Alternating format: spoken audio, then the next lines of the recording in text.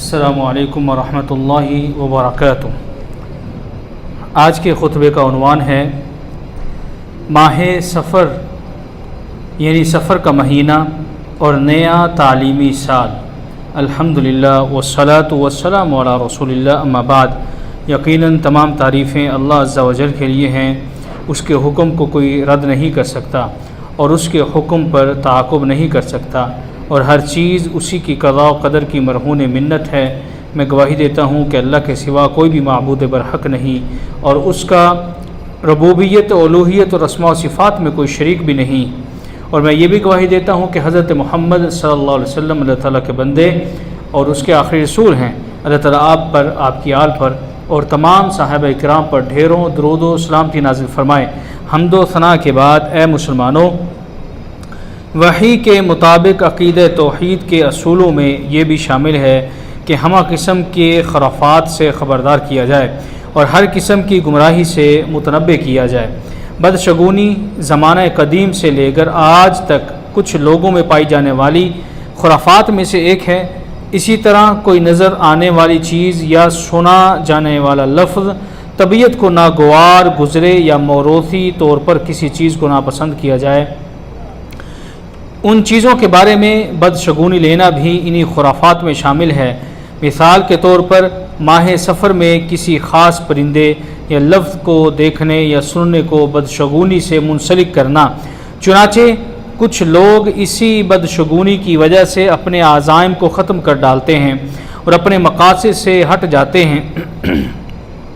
اس قسم کی باطل بدفعلی اور وہمی بدشگونی پر مشتمل نظریات اسلام کی نظر میں کم عقلی اور کھوکھلے پن کی عکاسی کرتے ہیں اور صحیح عقیدہ کے منافی ہیں، جو کہ خالق، قادر، مختار کل، نفع نقصان کے مالک اللہ کی ذات پر توکل کا نام ہے، کیونکہ تقدیر میں لکھے گئے اسباب کونیہ کے مطابق کوئی بھی کام اللہ کے ارادے، قدرت اور اجازت کے بغیر ہو ہی نہیں سکتا۔ اے مسلمانوں، اسی لیے شرعی نصوص نے غلط نظریات سے خبردار کیا اور انہیں جڑ سے اکھاڑ کر رکھ دیا تاکہ عقیدہ توحید صحیح سلامت باقی رہے۔ چنانچہ علامہ ابن قیم رحمہ اللہ کے مطابق قرآن کریم نے بدشگونی کا ذکر صرف رسولوں کے دشمنوں اور توحید خالص و صاف عقیدہ کے مخالفین کی حکایت کرتے ہوئے فرمایا ہے۔ ہمارے پیارے رسول صلی اللہ علیہ وسلم فرماتے ہیں، کوئی بیماری از خود متعدی نہیں ہوتی، نہ ہی بدشگونی کوئی چیز ہے، اور الو کے بولنے میں کوئی چیز منحوس نہیں، اور نہ ہی ماہ سفر میں کوئی نحوست ہے۔ متفق علیہ۔ اس حدیث کا مطلب یہ ہے کہ ان اشیاء کی بذات خود کوئی تاثیر نہیں ہے، اور کسی بھی مسلمان کو ان کے بارے میں غلط نظریات بنانے کی اجازت نہیں ہے، اور نہ ہی ان کے بارے میں توجہ کرنی چاہیے۔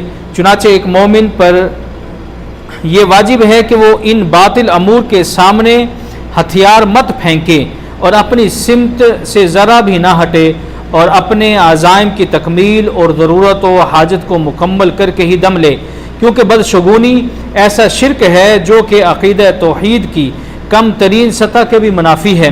چنانچہ حضرت عبداللہ بن مسعود رضی اللہ عنہما سے مرفوعاً مروی ہے کہ رسول اللہ صلی اللہ علیہ وسلم نے فرمایا، بدشگونی شرک ہے، بدشگونی شرک ہے۔ یہ حدیث متعدد محدثین کے ہاں صحیح کا درجہ رکھتی ہے۔ اے مسلمانوں، اگر بدشگونی لینے والے نے یہ نظریہ رکھا کہ بدشگونی والی چیز اختیار الہی کے بغیر بذات خود نفع نقصان پہنچا سکتی ہے، تو یہ اللہ کی پناہ، یہی تو شرک اکبر ہے، کیونکہ یہ نظریہ اس چیز کو تخلیق و ایجاد میں اللہ کے ساتھ شریک بنا رہا ہے۔ بدشگونی لینے والوں کی یہ بھی صورت ہے کہ انسان کسی چیز سے بدشگونی لینے کے بعد اپنی ضرورت پوری کرنے کے لیے آگے بڑھے، لیکن اس کے ذہن پر گھبراہٹ، فکر، خوف سوار ہو اور بدشگونی والی چیز سے اعزار رسانی کا خدشہ دماغ میں رکھے۔ ایسی سوچ رکھنا شرک ہے، عقیدہ توحید اور اللہ پر اعتماد میں کمی کی علامت ہے، اور جس کسی کے دل میں بدشگونی آئے تو اس سے بچے اور اس بدشگونی والی رکاوٹ سے روگردانی کرتے ہوئے اللہ تعالیٰ پر بھرپور بھروسہ و اعتماد کرے۔ چنانچہ ابن مسعود رضی اللہ عنہ کہتے ہیں کہ ہر کسی کے دل میں بدشگونی آتی ہے، لیکن اللہ تعالیٰ توکل کی وجہ سے اس بدشگونی کو ختم کر دیتا ہے۔ اور ایک مسلمان پر بارگاہ الہی میں پناہ حاصل کرنا اور دل کو صرف اللہ کے ساتھ جوڑنا ضروری ہے۔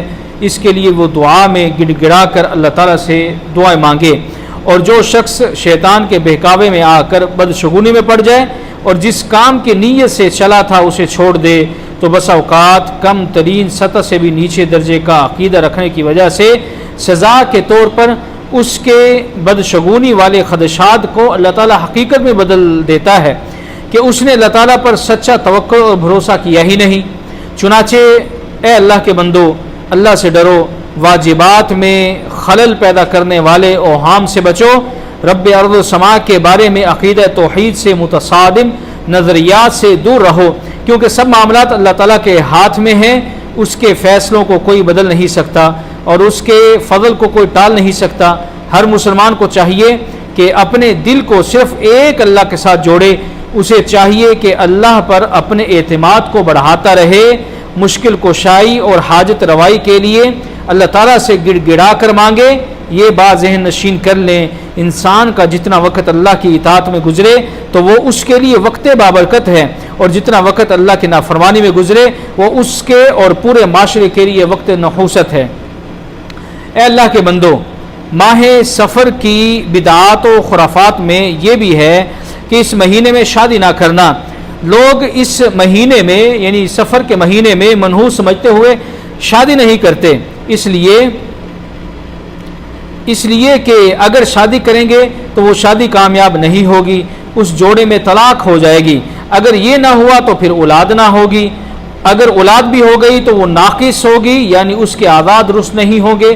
یہ لوگوں کا عقیدہ ہے اور یہ بالکل باطل ترین عقیدہ ہے۔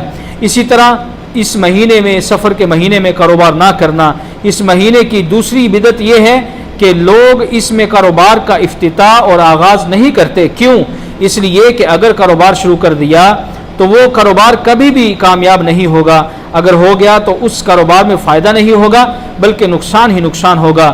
یہ عقیدہ بھی بالکل باطل ہے، درست نہیں ہے۔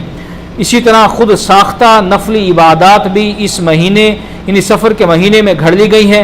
کچھ لوگ ماہ سفر میں خاص تربیت اور خاص مقدار میں تسبیحات پڑھتے ہوئے بعد اپنی نفلی نماز ادا کرتے اور اس کا حکم دیتے ہیں، جن کا قرآن و حدیث میں کوئی بھی ثبوت نہیں۔ حوالہ یا دلیل مانگیں تو وہ راحت القلوب اور جواہر غیبی کتب کا حوالہ دیتے ہیں، حالانکہ یہ دونوں حدیث کی کتابیں ہیں ہی نہیں۔ سفر کے آخری بدھ کی بنسبت یہ بات مشہور ہے کہ اس دن نبی اکرم صلی اللہ علیہ وسلم کو بیماری سے نجات اور صحت ملی، انہوں نے غسل صحت فرمایا اور سیر و تفریح کے لیے سیر و سیاحت کے لیے شہر سے باہر تشریف لے گئے۔ اس لیے بعض لوگ اس عمل کو سنت نبوی سمجھتے ہوئے آخری بدھ کو یعنی ماہ سفر کے آخری بدھ کو کاروبار بند کر کے خوبصورت کپڑے پہن کر سیاحت کے لیے نکل جاتے ہیں۔ پارکوں اور کھیتوں میں سیر و سیاحت کے بعد جب گھر لوٹتے ہیں تو شیرینی حلوہ پوری بناتے ہیں یا گندم کو ابال کر بچوں اور غرباء میں تقسیم کرتے ہیں۔ یہ سب کام ثواب گردانتے ہوئے کرتے ہیں اور اپنے آپ کو محب رسول کا ٹھیکیدار سمجھتے ہیں، حالانکہ یہ سب کام من گھڑت اور خود ساختہ ہیں، قرآن و حدیث کے ساتھ ان کاموں کا کوئی تعلق نہیں ہے۔ اے اللہ کے بندو، کیا سفر کا مہینہ نحوست والا مہینہ ہے؟ کوئی بھی وقت، کوئی بھی دن، کوئی بھی ہفتہ، کوئی بھی ماہ اور کوئی بھی سال نحوست والا نہیں ہو سکتا۔ اگر کسی کا یہ عقیدہ ہے تو یہ عقیدہ قرآن و حدیث کے خلاف ہے اور باطل عقیدہ ہے۔ اس بارے میں قرآن و حدیث سے بہت زیادہ دلائل ہمیں ملتے ہیں، جیسا کہ رسول اللہ صلی اللہ علیہ وسلم فرماتے ہیں لا عدوى ولا طیرۃ ولا حامۃ ولا سفر، رواہ البخاری، کہ کوئی بیماری متعدی نہیں، نہ بدشگونی ہے، نہ مردے کی کھوپڑی سے الو نکلتا ہے اور نہ سفر کا مہینہ منحوس ہے۔ اگر کوئی شخص نحوست لیتا ہے تو اس کا تقدیر پر ایمان نہیں ہے، بلکہ اس کا ایمان تو دنوں اور مہینوں پر ہے، اور جس شخص کا ایمان تقدیر پر نہیں ہے اس کا ایمان ناقص اور نامکمل ہے، کیونکہ تقدیر ایمان کا ایک ایسا حصہ ہے کیونکہ تقدیر ایمان کا ایک بہت عظیم حصہ ہے، اور جو شخص تقدیر کو جھٹلائے اس کے بارے میں آپ صلی اللہ علیہ وسلم نے بہت بڑی وعید سنائی ہے۔ آپ نے فرمایا 6 आदमी ऐसे हैं जिन पर मेरी अल्लाह ताला की और तमाम अंबिया की और तमाम फरिश्तों की लानत है। उनमें से पहला वो शख्स जिसने किताबुल्लाह में ज़्यादती की, दूसरा वो जिसने तकदीर को जुठलाया। और ये नहूसत वाला काम इस हदीस के भी ख़िलाफ़ है जिसमें आप सल्लल्लाहु अलैहि वसल्लम ने फरमाया 70,000 आदमी मेरी उम्मत के बग़ैर हिसाब किताब के जन्नत में जाएंगे। उनका एक काम ये होगा कि वो नहूसत और बदशगुनी वाला अक़ीदा नहीं रखते होंगे। ए अल्लाह के बंदो, परसों यानी इतवार वाले दिन से तलबा और तलबात का नया तालीमी सेमेस्टर शुरू होने वाला है। मुबारक हो भरपूर जिद्दोजहद करने वालों को, कामयाबी के लिए अपनी वुसअत के मुताबिक कोशिश करने वालों को, क्योंकि हसूल इल्म बुनियादी तरीन ज़रूरत है। इल्म की बिना पर इंसान दीन को पहचानता है। यही वो ज़रिया है जिसके ज़रिए इंसान अपने परवरदिगार की इताअत का तरीका सीखता है। तालीम व ताल्लुम की मसरूफ़ियत अबदी और सरमदी नेकियों में से है। ये मसरूफ़ियत मरने के बाद सदका जारिया बन जाती है और मुसलसल सवाब का ज़रिया बनती है। इल्म को दिल जमी, वक़्त, मेहनत, जाँ फशानी और क़ुरबानी की ज़रूरत होती है, क्योंकि रिफ़त बेक़दर मेहनत ही मिलती है। तलबा को इखलास नीयत, पुख्ता अज़म और तज़किया नफ्स की ज़रूरत होती है, जबकि रुकावटों और दीगर हायल होने वाली चीज़ों से बचना ज़रूरी होता है, क्योंकि बिस्तर पर पड़े रहने वाला आसमान नहीं छू सकता। फरमाने बारी ताला है, मोमिनों के लिए ये मुमकिन नहीं कि वो सब के सब ही निकल खड़े हों। फिर ऐसा क्यों ना हो कि हर फ़िरके में से कुछ लोग दीन में समझ पैदा करने के लिए निकलें, ताकि जब वो उनकी तरफ वापस जाएं तो अपने लोगों को बुरे अंजाम से डराएं। इसी तरह शायद वो बुरे कामों से बचते रहें। अल्लाह के बंदो, कुछ लोग इल्म के खादिम होते हैं जो इल्म महफूज करते हैं, उसकी हिफाजत करते हैं, इल्म सीख कर आगे पहुँचाते हैं। असातिज़ा इल्म के लिए खिदमात पेश करते हैं, उनके ज़रिए से आलूम नस्लों तक फैलते जाते हैं और उनकी काविशों से कायनात के गोशों में मौजूद लोग उनसे मुस्तफ़ीद होते हैं। उस्ताद अपनी तरबियती और तालीमी ज़िम्मेदारी निभाते हुए अंबिया किराम और उलमाए इज़ाम का जानशीन होता है। उस्ताद पूरी कौम की खिदमत करते हुए कौम को मुस्तकबिल के मुअम्मार तैयार करके देता है। कौम के नौजवानों में दीनी और दुनियावी ज़िंदगी खुशहाल बनाने के तरीके वदियत करता है। इसलिए उस्ताद का लिहाज और सपास इंतहाई ज़रूरी है। उस्ताद की इज़्ज़त और वक़ार का एहतराम करना चाहिए, उनकी गलतियाँ माफ़ और लग़्ज़िशों को दरगुज़र कर देना चाहिए। ए मर्दो ख़वातीन, असातिज़ा और तरबियत कुनिंदागान, आप अमली नमूना बने, इल्म और आदाब से आरास्ता व पेरास्ता हों। आप अपने तलबा की निगाहों में बहुत अजीम शख्सियत हो। तलबा हमेशा आपकी नकल उतारने और आपके नक्शे कदम पर चलने के दिलदादा होते हैं, इसलिए उनके सामने अमली नमूना बन जाइए। अगर आप उन्हें सच बोलने की तलकीन करते हैं तो आप सच्चे बनकर दिखाइए, और अगर आप उन्हें सब्र की तलकीन करते हैं तो आप साबिर बनकर दिखाइए।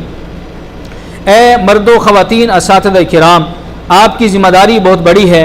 आपके कंधों पर डाली गई अमानत बहुत अहम है, इसलिए मुस्तकबिल का नौजवान आपके ज़िम्मे है। पूरी उम्मत और कौम की अमानतें आपके इख्तियार में हैं, उनका मुस्तकबिल भी आपकी कारकर्दगी से मुंसलिक है।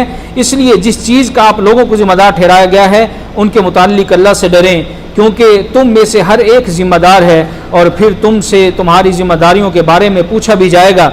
अगर तुम अच्छी कारकर्दगी दिखाओगे, आपसे उम्मीद भी उसी चीज़ की है, तो अल्लाह ताला के यहाँ तुम्हारे लिए बहुत बड़ा मुकाम है। बसूरत दीगर तुम अपना भी बुरा करोगे और पूरी कौम व मिल्लत का भी बुरा करोगे। ए मोहतरम तलबा व तालिबात, ज़रा मेरी बात को गौर से सुनो, कान लगा कर समात करना। ये बात तुमसे मोहब्बत और तुम्हारे खैर की जानिब से तुम्हारे लिए ख़ास है कि उस्ताद का एहतराम शरई अदब, अखलाकी फ़रीदा, इल्मी और तरबियती कामयाबी का राज है।